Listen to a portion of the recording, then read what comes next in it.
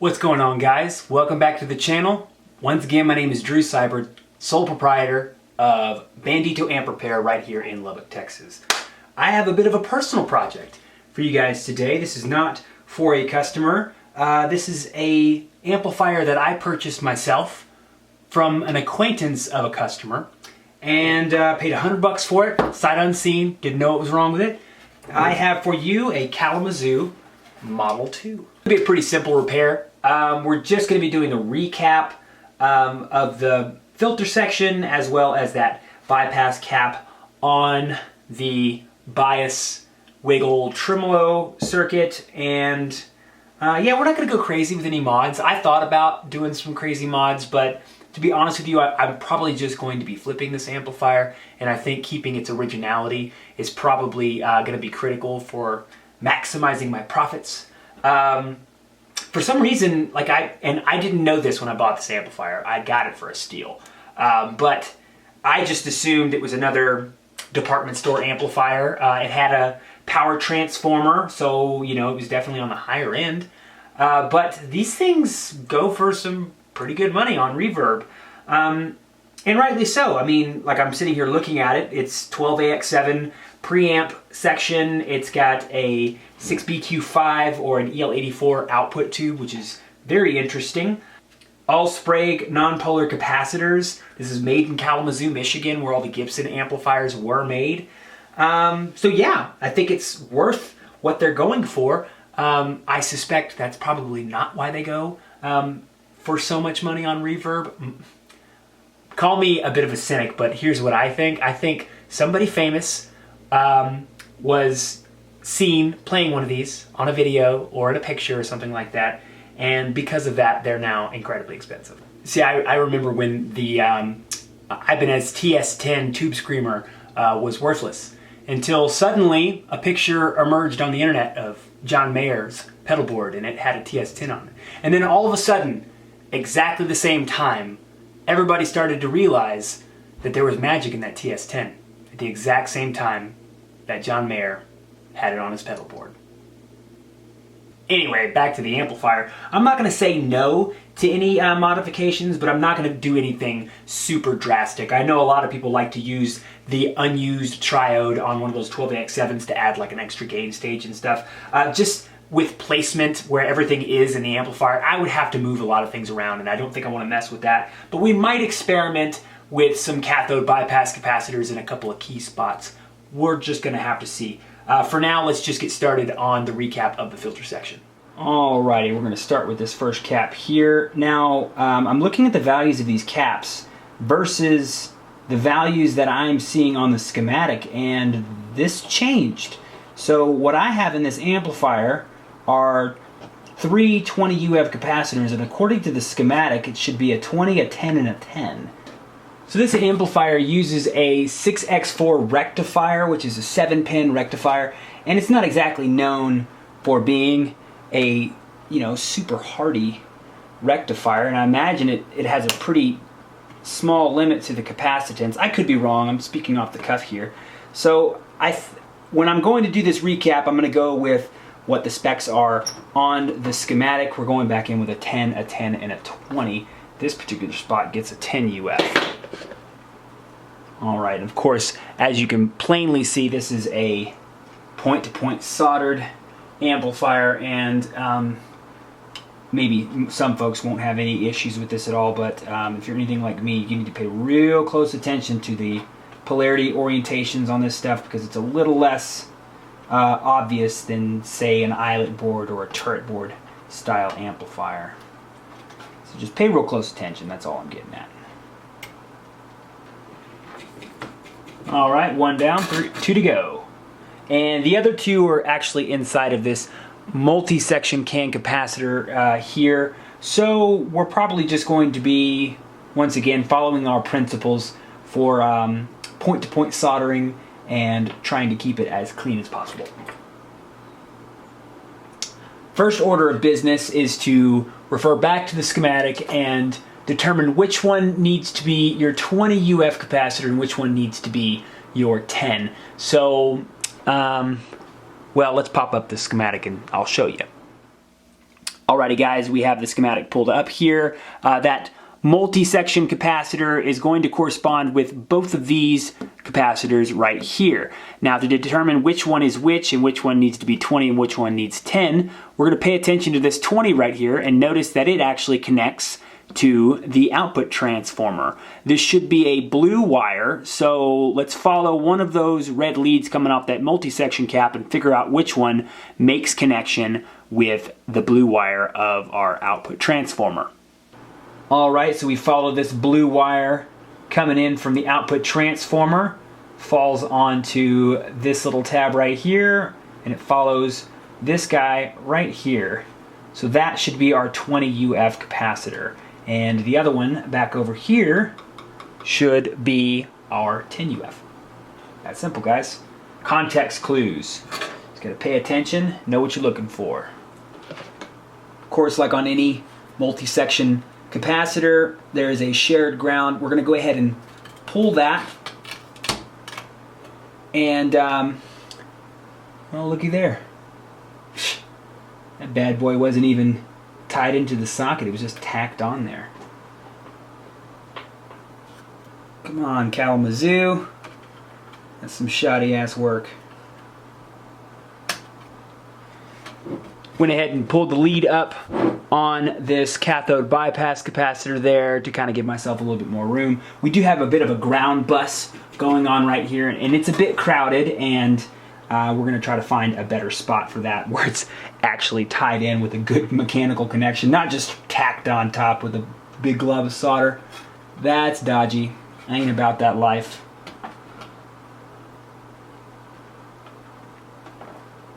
Alrighty, I got that ground wire reconnected to the ground bus in a different spot to where it's actually making a mechanical connection through the tube socket eyelet there.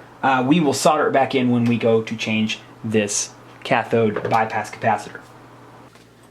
Alright, we're going in with that 22 UF capacitor, and let me show you here. We have a really close connection between our positive end and the ground bus right over here, so we go ahead and add a little bit of heat shrink to the positive end of this capacitor, and hopefully that'll help us prevent any unintentional short circuits. As opposed to, you know, the intentional short circuits, because that's a thing, right?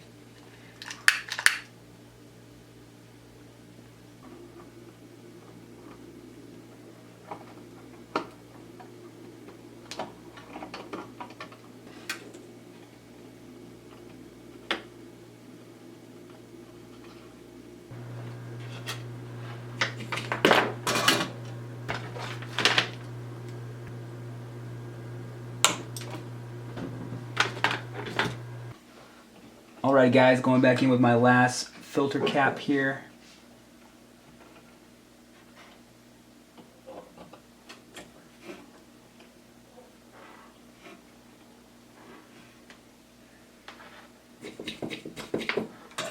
Man, I'll tell you what, this amplifier definitely seems to not have many hours on it, that's for sure, man. These resistors look really good. They're glassy smooth, no weird sweating, no texture, no loss of stripes. These are in very good shape. They look brand new, to be perfectly honest with you. My bet is that rectifier tube went out for some poor kid. He got stuck in a closet. A new, bigger amplifier was bought the next Christmas, and it was never touched ever again. Which is good news for me. Tacking in this last filter cap, and we will move over here to this 10 UF bypass capacitor, get that knocked out real super quick. Of course, going back in with a Sprague 10 UF at 10 UF at 50 volts. Not that that matters all that much. You get the idea. Alright, and when you're doing point-to-point stuff like this and you're bending leads around, it's always good to go back and retouch up those solder joints. You never know. Sure would suck to have a cold solder joint.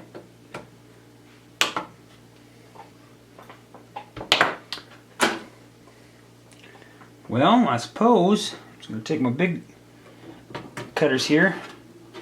Snip this. Well, maybe these. Snip this bad boy loose. That's as good as a plan as any.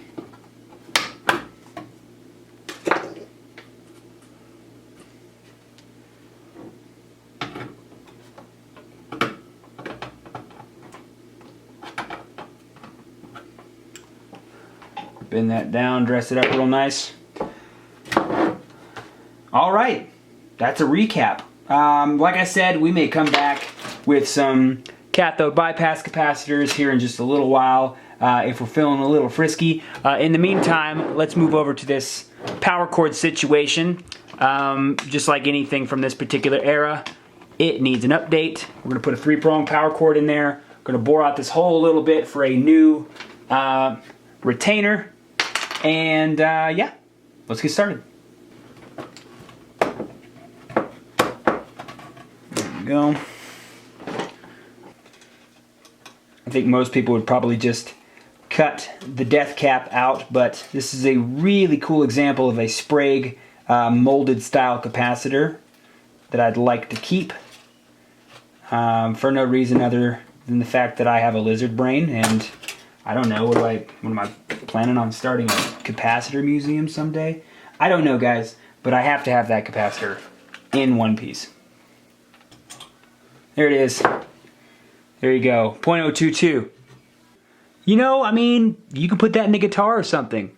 Not that it would sound any better than any other cap, but you know, vibes and whatnot.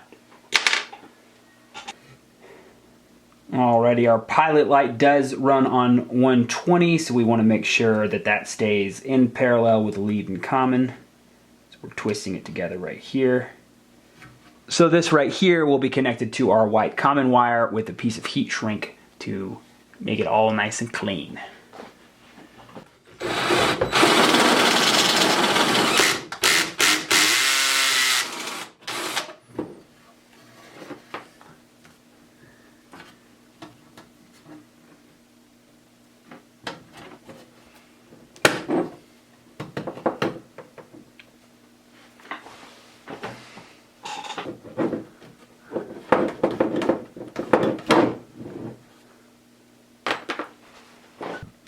Alright, connecting our ground wire, and look how convenient, right where that death cap came off, we'll be able to put our ground wire there.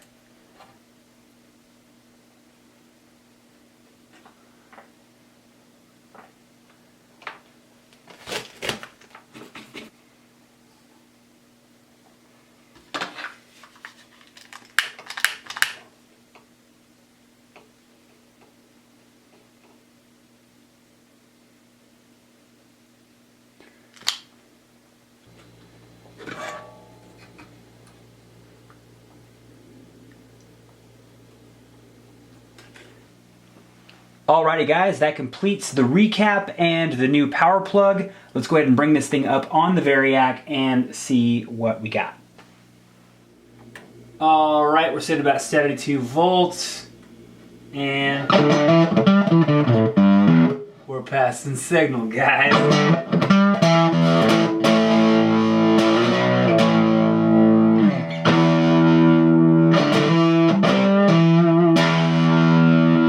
Let's go ahead and check that tremolo.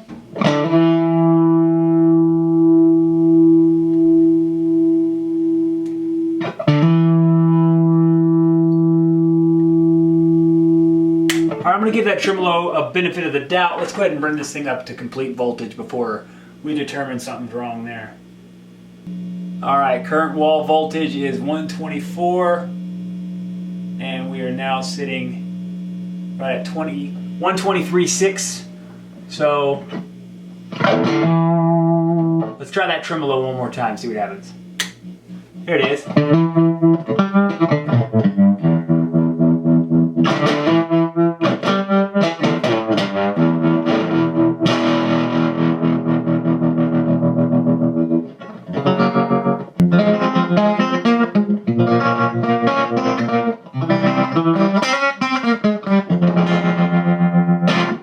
Cool.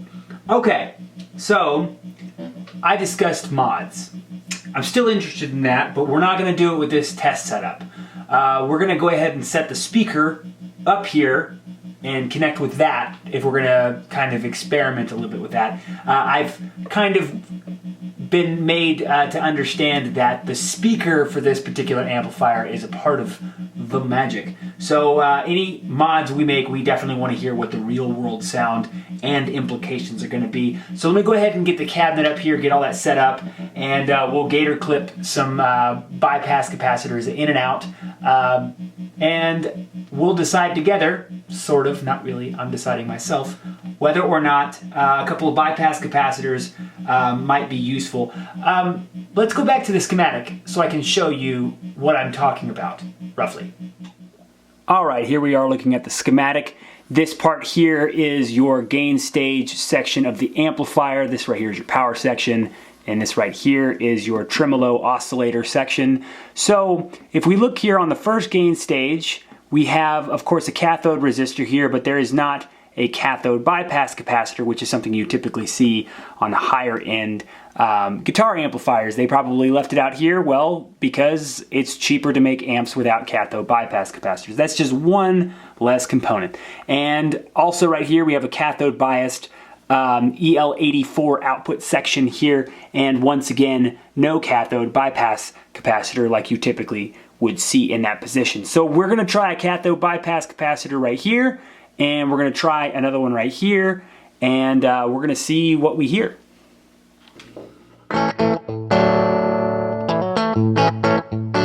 Little boxier sounding, isn't it? That's kind of interesting. So with at 5 still.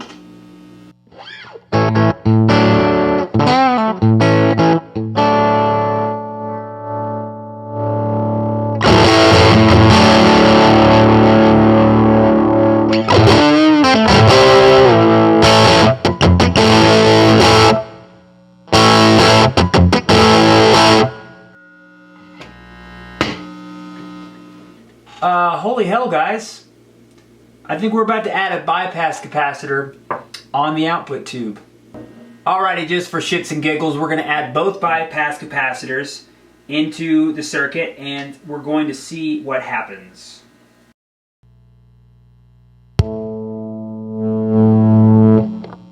Starting out at 5.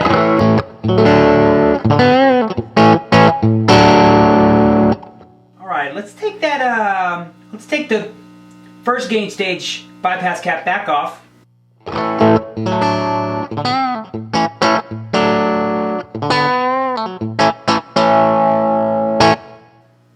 Let's take the output bypass cap back off. Whoa, it's just a bit neutered, isn't it? Okay, adding the output bypass cap back.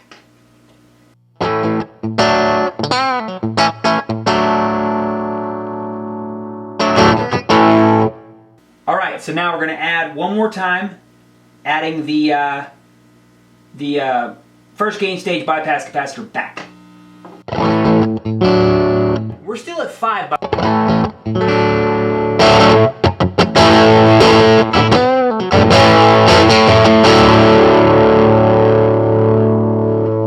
Let's turn that volume all the way up.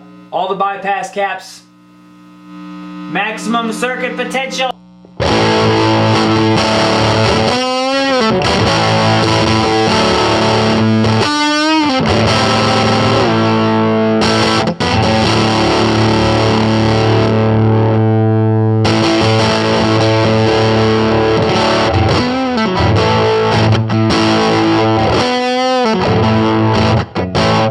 Okay, middle of that riff, I disconnected the preamp gain stage bypass capacitor. So, man, I'm telling you, like, everything that I seem to really like, it's just the bypass cap on the output section. I think it's just adding something kind of magical to this particular amplifier. We're going to go ahead and solder that one in, and we're going to call this an amp. We're going to put it back in the chassis. We'll do one last sound test, and yeah, appreciate you guys watching.